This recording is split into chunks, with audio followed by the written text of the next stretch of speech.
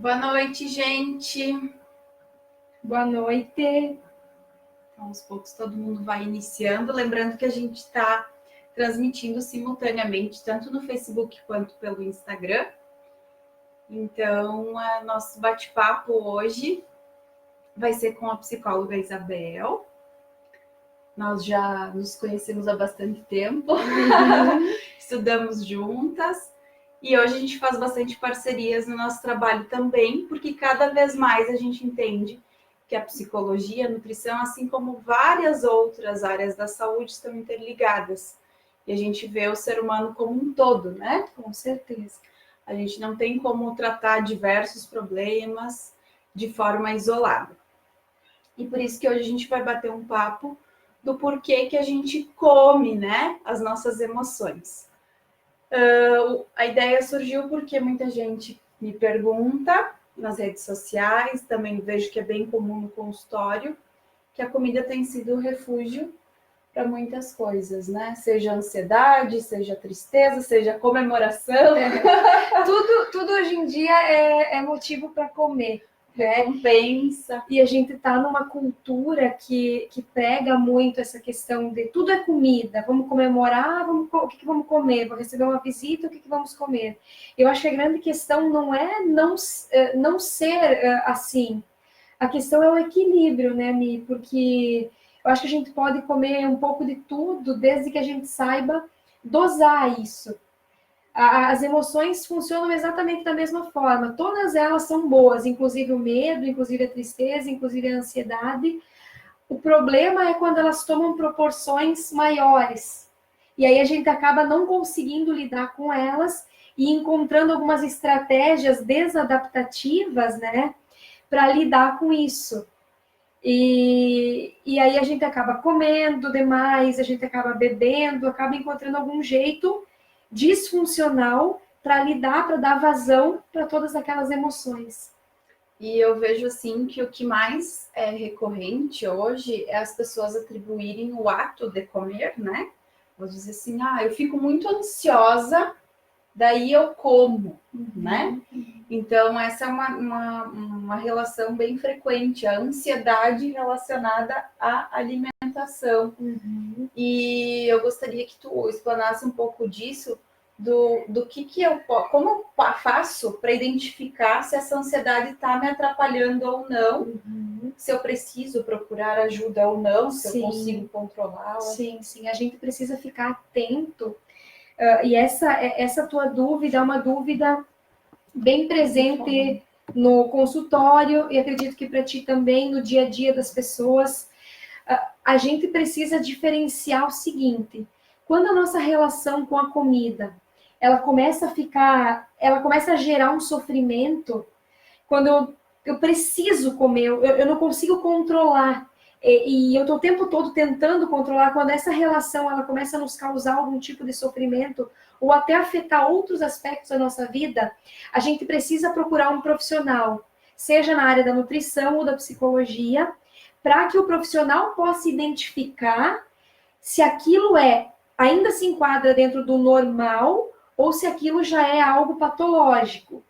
Então, vai precisar sim, se você está na dúvida se a tua ansiedade, se a tua relação com a comida é normal ou não, é importante procurar ajuda profissional para que o profissional consiga identificar e fazer os encaminhamentos necessários. Qual que é o principal transtorno relacionado com essa questão da alimentação? É a compulsão alimentar. Então, a compulsão alimentar, ela tem vários critérios diagnósticos que a gente precisa preencher para poder fazer o diagnóstico dela. Então, é quando a pessoa come, mesmo sem ter fome, come até se sentir muito cheia, se sente culpada depois, ela tem vergonha do ato de comer e acaba escondido, exato, né? Acaba comendo sozinha porque ela tem vergonha da quantidade que ela come, da relação que ela tem com a comida. E esse episódio ele precisa estar frequente, ele precisa estar presente pelo menos uma vez na semana por um período de 3 semanas. Então, esses são alguns dos critérios diagnósticos para a gente entender se eu tô ou não com um transtorno mesmo e que eu preciso de ajuda profissional. Se for identificado esse transtorno, a gente vai fazer um acompanhamento multidisciplinar, que é o acompanhamento com psicóloga, com nutricionista e, se necessário, com psiquiatra. Eu tive compulsão na época que eu fui morar fora, né? Uhum. E eu lembro que eu demorei para identificar isso, né? Mesmo a gente estudando, a gente vivenciando, estava no começo da faculdade, e eu lembro que eu comia um pão puro, comia todo ele. Então não é assim buscar por alimentos sabor, é o que tem, a gente come até acabar, mesmo que não seja algo maravilhosamente saboroso. Porque não é a comida, é a sensação de que tem que ficar cheio. Exato, de estar cheia. É como se você mudasse o foco, né? Eu paro de sentir outras coisas, eu trago toda a atenção para o meu estômago, ele está cheio. É essa sensação que muitas vezes a pessoa busca para se sentir melhor, às vezes, por alguma outra questão. Na época, como foi mudança, foi tudo, né? Então, foi uma fuga minha momentânea. Depois, com o tempo, eu identifiquei estudando isso e disse, gente, já tive isso. Né? Então, fica muito mais fácil o caminho para a gente conseguir vencer a compulsão se a gente procura ajuda. Então, eu acabei sofrendo por muito tempo, ganhei uns... Olha, nem me pesava, né? Porque... Porque eu vi que o negócio tá ficando feio, mas eu acredito que eu ganhei uns 10 a 15 quilos. E depois eu fui melhorando a minha relação com o alimento. Mas se eu tivesse procurado ajuda, eu não teria chegado a esse ponto. Porque é uma ingestão absurda, assim... Não tem nem como mencionar, mensurar a quantidade de calorias que a pessoa acaba ingerindo. Eu não consigo mais comer nem metade. Eu chegava a comer 2 latas de leite condensado, mais 2 barras assim, de chocolate, uma atrás da outra. Que hoje, Deus me livre, né? Não consigo nem comer um pouco disso que já repugna. A ponto de nem sentir o gosto, né? Porque nessa comilança desenfreada que caracteriza a compulsão, esse excesso de comida, a pessoa nem sente, o paladar dela, ela não está focando, saboreando. Não, só engole para sentir logo o estômago cheio. Exatamente, é isso mesmo. E assim, o que está por trás, né, desses transtornos alimentares, tanto da questão da compulsão, quanto da questão da bulimia, da anorexia? É um padrão, é uma hipervalorização da forma física, do peso, uma preocupação excessiva com a imagem corporal, com o peso. E aí essa preocupação leva a padrões muito rígidos. Né? A pessoa, ela começa a delimitar muito a alimentação dela. Hoje eu só posso comer isso. Ou hoje eu não posso comer aquilo. E aí, essa rigidez, ela vai para 2 caminhos. Ou ela gera a ausência de alimentação, que caracteriza a anorexia, ou ela gera a compulsão. Eu costumo dizer sempre para os pacientes no consultório que a rigidez acaba gerando a compulsão. Porque quando a gente pensa, eu não posso, parece que aí sim a gente tem vontade. Quer comer mais. Exato. Então, eu acho que se a gente começar a flexibilizar um pouco esses padrões, não valorizar tanto a imagem corporal ou tanto a busca pela perfeição, a gente também consegue trazer mais qualidade de vida, menos ansiedade, mais tranquilidade e consegue... E a alimentação equilibrada acaba sendo uma consequência. Exato. Eu digo que eu observo, né, que geralmente muitas pessoas que não tratam a compulsão acabam até desenvolvendo bulimia depois, como forma de compensação. Exato. Então, às vezes, daí força vômito, ou toma laxante, faz exercício loucamente, ou fica períodos sem se alimentar para compensar, que isso caracteriza também, né, a bulimia. A gente acha que é só vomitar, né? Então, infelizmente, tudo isso só acontece porque a gente não sabe lidar com as nossas emoções. E aí a gente acha que alguma coisa que a gente vai fazer, comer, beber, vai preencher aquilo e vai fazer com que a gente lide melhor, né? Deixa eu ver se não tem nenhuma pergunta aqui. E tem a questão de que a comida tem sido o ansiolítico mais usado, porque as pessoas não estão conseguindo dar vazão às suas emoções. Então, tudo está conspirando, na verdade, a favor dessa hipercompensação da comida, porque a gente vive num mundo muito acelerado, a gente vive num mundo de muita cobrança, de muitos compromissos, de uma valorização muito grande da estética e da imagem corporal. Então, a gente acaba não conseguindo lidar com tudo isso, é muita coisa para fazer, é muita pressão, e aí toda essa pressão, e principalmente o papel das mídias sociais, acabam aumentando o nosso sentimento de inadequação e a nossa frustração com a gente mesmo. E aí a gente acaba querendo compensar isso de alguma forma. E muitas vezes a comida entra nesse contexto para ser a nossa tábua de salvação, vamos dizer assim. E a gente até, eu compartilho bastante da rotina, da vida nas redes sociais, e nem sempre esse mundo perfeito que a gente vê que os outros compartilham é a realidade, né? Então a gente vê lá fulana com aquele corpo que talvez é o que a gente sonha em ter, é o que a gente acha que é o padrão, mas será que é isso que a gente precisa? Será que é disso que a gente precisa? Então, o ideal nesse processo é até nem ter contato a isso, né? O que eu recomendo, assim, com relação às redes sociais? Se você consegue discernir o que é real e o que não é, se você consegue não se afetar tanto com aquelas imagens e com aqueles vídeos, não tem problema nenhum. Só que o que acontece na maioria das vezes? As pessoas, o que elas fazem? Elas usam muito da comparação. E ninguém posta momentos de tristeza, momentos de angústia, de ansiedade, de frustração para consigo mesmo.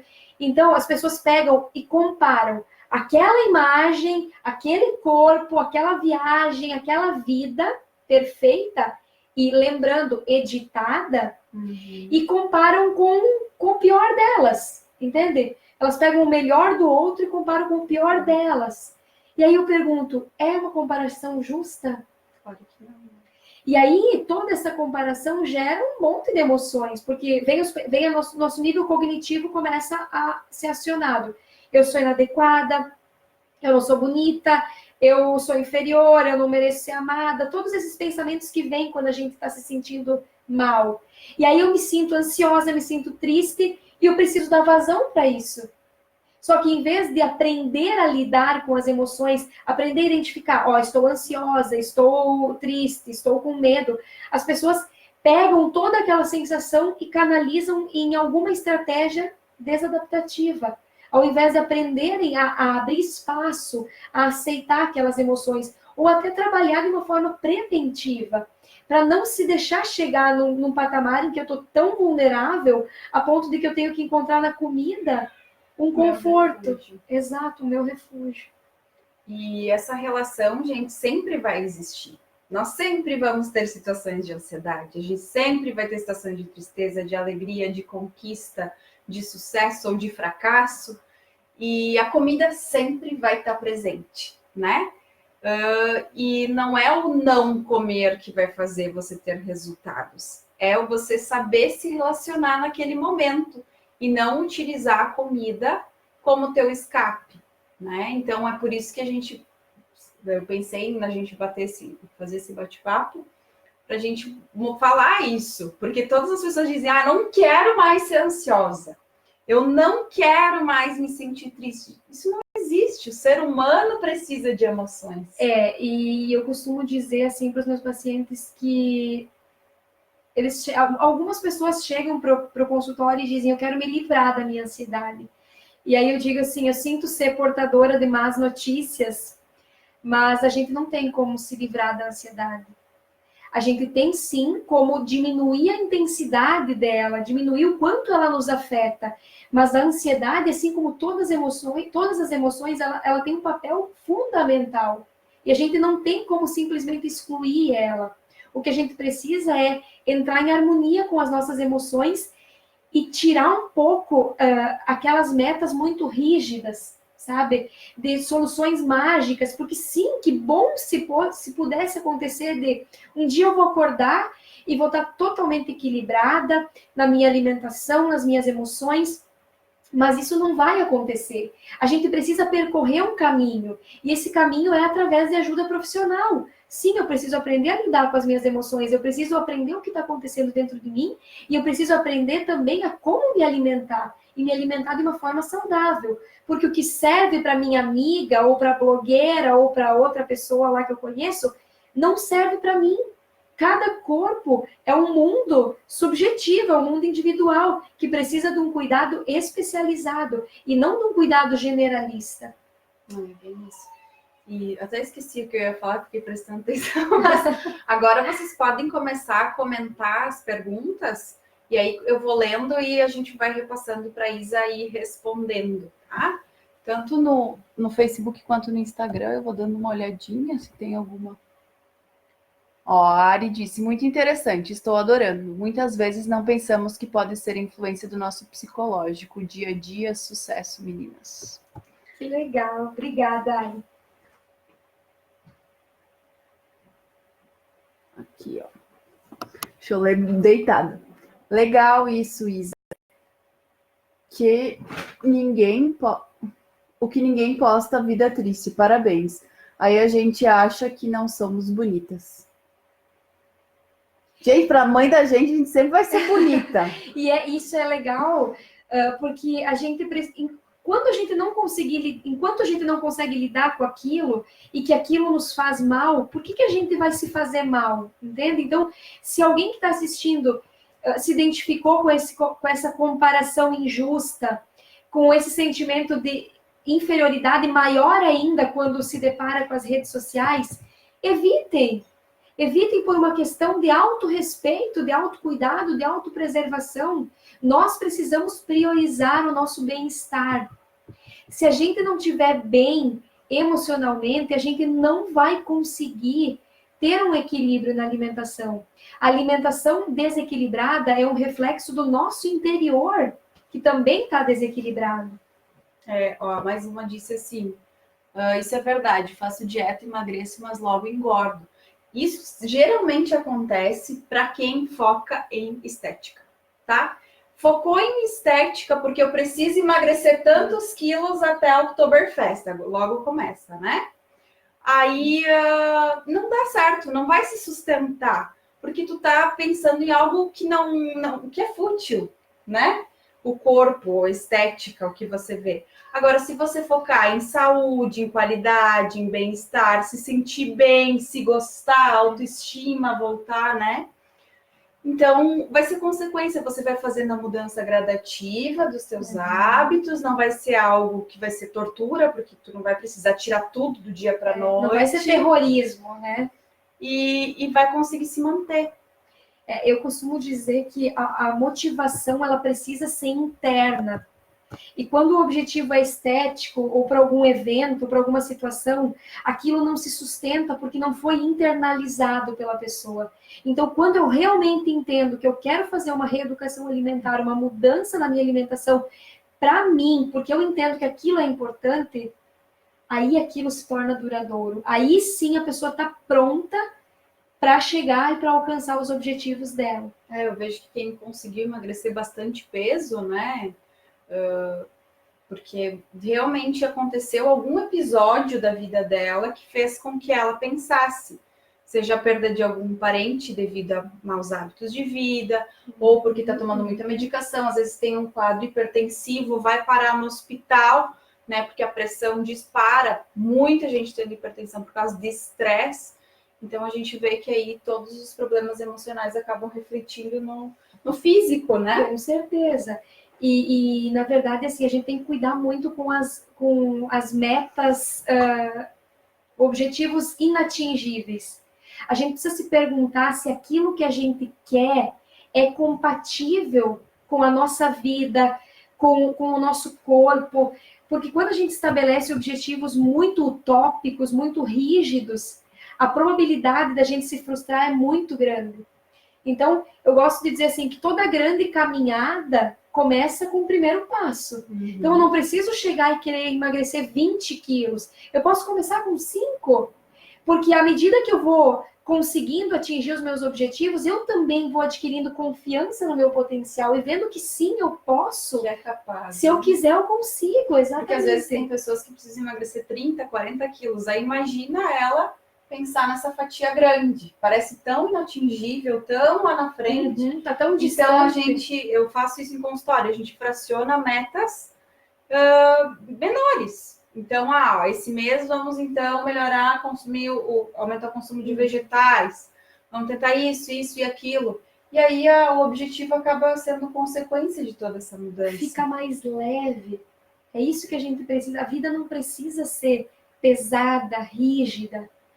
É só a gente mudar algumas formas de lidar e ir adequando ao que a gente realmente consegue, ao que é possível. Isso gera mais ansiedade ainda, você pensar, eu preciso perder tanto, né? É um círculo vicioso, porque quanto mais eu me cobro, mais ansiosa eu fico e mais eu vou ter. Então, é um círculo vicioso que ele está engolindo muitas pessoas, porque a gente sabe que o sobrepeso, que a obesidade, eles viraram uma epidemia mundial.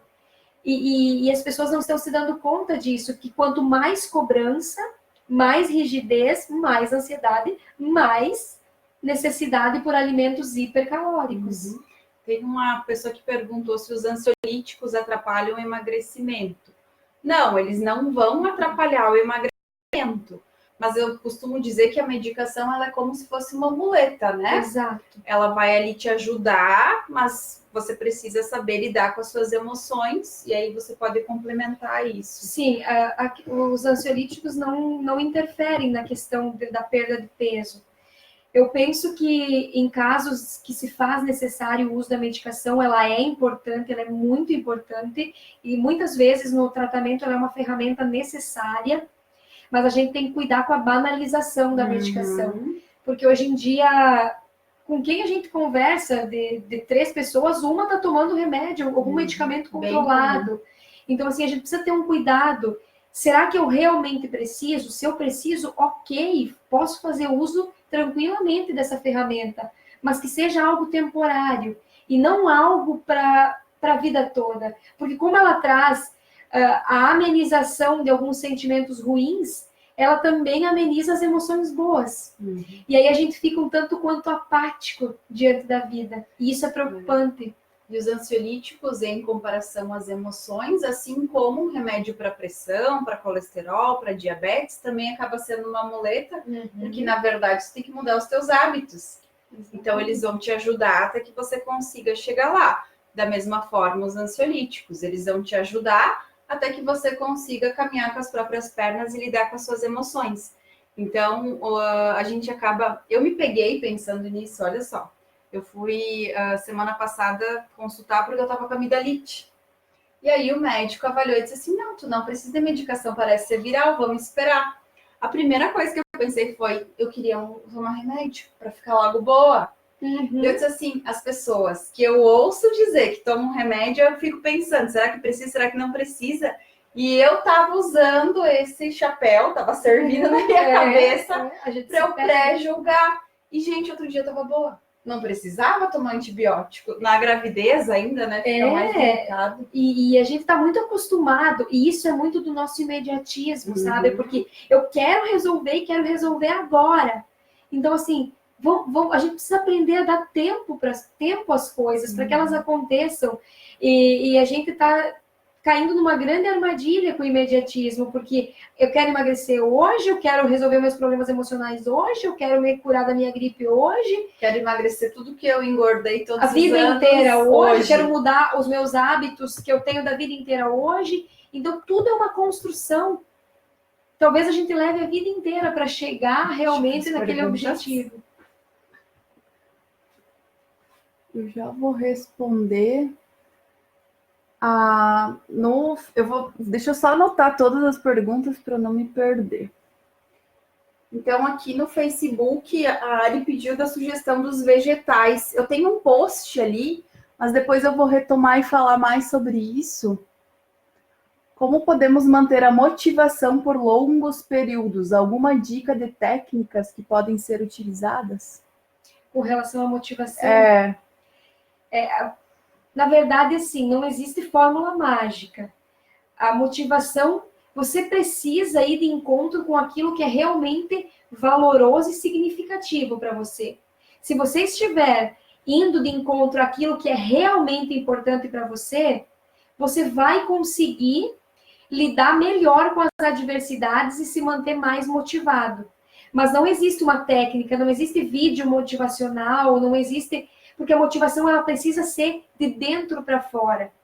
Então, assim, caminho do autoconhecimento, autoconhecimento para poder saber aonde quer chegar, saber o que é realmente importante e se engajar nisso. Outra pergunta. Às vezes o problema é buscar fazer as coisas perfeitas e nesta tentar o perfeito e não se faz nada. Como podemos trabalhar isso? A questão é que a gente precisa pensar o seguinte, é uma frase muito usada que melhora um pouquinho do que nada.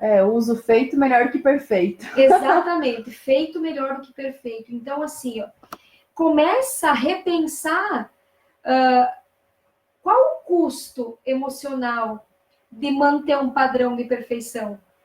Até que ponto que vale a pena? O que eu estou tentando provar através dessa perfeição? A quem eu estou querendo agradar? Porque muitas vezes nessa busca pela perfeição, nós nos desagradamos para agradar as outras pessoas. Então, assim, melhor feito do que perfeito. Faça um pouquinho de cada vez e reveja as suas crenças sobre perfeição. Porque muitas vezes são crenças distorcidas, são verdades que foram ditas em algum momento da nossa vida e que a gente vai levando essas crenças no decorrer de toda a nossa caminhada. Tem verdades que a gente precisa abandonar, que já não nos servem mais. Como uma roupa velha.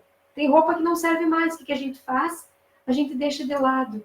E essas falsas verdades que nos foram ditas, a gente também precisa abandonar elas.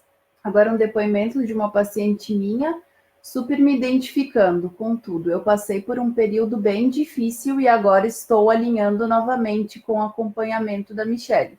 Estou bem feliz, agora eu optei pela cura. E tem mais alguma pergunta? A gente quer a cura, mas a gente não quer muitas vezes passar pelo processo de ser curado. Porque se curar, seja no aspecto da alimentação ou no aspecto emocional, requer muita consciência e requer passar por momentos dolorosos. Tocar na ferida, né? Exatamente, a gente precisa olhar para essas feridas das quais a gente tanto foge. A gente precisa olhar. Só que as pessoas querem chegar na cura sem percorrer o caminho que é necessário para isso. Agora eu vou responder duas perguntas que são bem relacionadas à nutrição. Primeiro, da Ari, que perguntou que não gosta muito de vegetais, né? Se tem... Não sei, acho que tem alguém que quis... Eu não posso nem falar nada, porque eu tô precisando dessas dicas também. Então, assim, até gravei um vídeo, já postei, mas tentar preparações diferentes com coisas que você gosta. E aí, se você experimentou, sei lá, os legumes que mais as pessoas não gostam é berinjela, chuchu, assim. Então, assim, eu vou experimentar a berinjela na lasanha, vou experimentar a berinjela picada numa galinhada, vou experimentar ela no antepasto, vou experimentar ela de 1 milhão, a milanesa, vou experimentar de várias formas diferentes. Depois de experimentar todas essas formas, e eu não gostar de nenhuma, devo dizer, não, definitivamente, berinjela não é para mim. E não vai fazer falta se você comer outros. Exato, compensar, né? Então, tendo uma variedade alimentar, não tem problema. Não precisa focar só naquilo que você não gosta. Tenta focar em outras coisas. E outra seguidora no Instagram falou sobre até consegue emagrecer, mas não consegue chegar no peso ideal por problemas de saúde, ovário policístico e também tireoide, se eu não me engano. A gente, às vezes, tá? Não estou dizendo que é o teu caso, mas a gente usa isso como desculpa, né? Porque, de fato, é mais difícil para essas pessoas, né? Ocorre de ser um pouco mais difícil o caminho, mas ele não é impossível. Então, possivelmente, talvez você não achou uma estratégia que se adeque ao teu problema, que tu tem já uma doença associada, né? Uma estratégia nutricional que vai fazer com que você atinja né? Hoje o que é mais indicado para ovário policístico, né? Síndrome do ovário policístico é a estratégia low carb, de baixo carboidrato. Então, talvez não encontrou ainda essa estratégia, uma orientação adequada para daí conseguir chegar no peso. E aí é óbvio, gente, depois que a gente chega no peso, a gente acha que chegou, pronto, deu. Não, aí que começa a luta da manutenção, que dura em média, aí dependendo do quanto que você perdeu, de 3 a 5 anos a manutenção para você não voltar a ganhar o peso que você perdeu. Tudo é a longo prazo, não adianta. Acho que agora foram todas as perguntas, daí nós podemos encerrar. A Isa veio direto do consultório. Mas é um prazer estar participando, tirando as dúvidas de vocês. Se vocês quiserem mandar depois também, fiquem à vontade. Ó, nunca foi muito de comer doces, mas depois da Páscoa, as escorregadas estão sendo frequentes. Como voltar ao foco? Então, assim, ó, no nosso cérebro, o açúcar, ele é tinhoso. Ele age como se fosse uma droga. Uma droga, os opiáceos, tá? Então, é o mesmo conceito do que se a gente desse um alcoólatra. Claro, né, gente? Não vamos comparar que é tão grave quanto. Mas é retirar. Tu vai sofrer uns 7, 10 dias e aí depois vai passar essa falta do doce, mas você precisa vencer aqueles primeiros impulsos. Que é a abstinência. Isso, porque o cérebro precisa desse estímulo para liberar todos esses hormônios do prazer e do bem-estar. E aí, quando bate essa vontade, o que a gente tem que fazer? Se ocupar. Porque essa vontade geralmente acontece quando está em casa, de noite, assistindo TV, desocupado. Tempo ocioso. Então, ocupar esse período com atividades que dão prazer, tanto quanto comer um doce, né? Eu gosto... Que bom que você tocou, Mi, nesse ponto, porque a gente precisa... A nossa rotina está tão pesada que a gente não tem tempo para fazer alguma atividade prazerosa ou para descobrir algo que seja prazeroso, tão prazeroso quanto a comida. E o cérebro, ele fica condicionado ao doce, ao alimento hipercalórico e, claro, ele vai pedir, porque é como se fosse um vício. Mas a gente precisa encontrar outras atividades que sejam tão prazerosas quanto a comida. E aí a gente começa a entrar num equilíbrio. Se eu puder dar uma dica para vocês, tirem um tempo do dia para vocês. Não precisa ser o dia inteiro, não precisa ser meio-dia. 10 minutinhos, 15 minutinhos, a gente consegue. Falta de tempo não é desculpa. Então, tiro 10 minutinhos, vou lá, vou fazer uma meditação, vou tomar um banho mais demorado, vou tomar um café gostoso, ou vou comer um pedaço de bolo, vou prestar atenção no que eu estou comendo, no que eu estou fazendo. A gente precisa disso. Não dá só para sugar, não dá só para tirar. A gente precisa investir tempo e nos presentear com esses momentos. Porque senão a gente quebra. É como uma empresa. Eu uso esse exemplo. Não dá só para tirar. A gente também precisa investir. Então, peguem como um compromisso para a qualidade de vida de vocês. Tirem um tempo para vocês. Falta de tempo não é desculpa. E essa lista, a gente pode fazer essa lista de atividades que dão prazer, né? Tanto quanto comer. E depois que a gente sai desse automático, a gente vê que é tão simples, tão fácil, né? Expande os horizontes. Exatamente. E aí fica bem mais fácil. Nossa, agora já tem um monte de comentário aqui. Nós vamos ficar até meia-noite. O pessoal só agradecendo, dando parabéns. Deixa eu ver se tem mais alguma pergunta no Instagram. Que bom, vamos ter que fazer mais vezes. Aqui tem mais. Parabéns, muito bom. Mensagens de agradecimento. Amamos, parabéns, maravilhosas. Sinto que estou perdendo medidas, mas na balança nada. O que pode estar acontecendo? Tá, vou te responder que essa é mais voltada para mim. Gente, se vocês gostaram do meu modelito, modelito mamãe. Modelito nada mais é. Então, olha, nem sempre a balança faz jus ao teu corpo físico. Por quê? Principalmente quando a gente está fazendo atividade física. O volume de 1 quilo de músculo é diferente do volume de 1 quilo de gordura. Existem várias imagens, podem colocar lá no Google. 1 quilo de gordura, 1 quilo de músculo. Vocês vão visualizar e vão entender. Então, às vezes, as medidas você vai perdendo. As pessoas às vezes Mesmo como você emagreceu, como você está mais magra, e na balança nada acontece justamente por isso. Porque você está ganhando massa muscular e perdendo gordura. Então, a balança, na verdade, eu nem recomendo muito, principalmente para nós mulheres, que temos oscilação devido à retenção de líquido. Então, faça ou um exame, né, uma antropometria para ver o percentual de gordura e as medidas para acompanhar, né? Tanto o professor da academia pode ajudar nisso, quanto um nutricionista, que pode fazer uma avaliação antropométrica para avaliar a composição. E psicologicamente eu também não recomendo muito a balança, porque ela aumenta a pressão, a ansiedade, a cobrança. Então, assim, o peso precisa ser uma consequência. Então, deixa para se pesar no consultório ou só uma vez na academia quando faz a avaliação. Exatamente. Vamos desprender do físico e focar em coisas mais importantes. E nos desprender dos padrões que a mídia, que as redes sociais tentam nos impor. Não tem como a gente querer caber num manequim que não é compatível com a nossa estrutura, e a gente fica perseguindo esses objetivos e essas metas que não são compatíveis com a nossa vida. Então, aí entra muito a questão da perfeição. Vamos ver o que é possível. O que é possível é o que a gente precisa fazer. O resto é conversa. Use a comparação da sua melhor versão, né? Exatamente. Todo mundo tem, quando eu pesava tanto, eu gostava do meu corpo. Então, vamos buscar isso. Não vamos buscar lá um outro padrão de beleza que não corresponde ao que você é. Gente, então, muito obrigada. Vamos encerrando.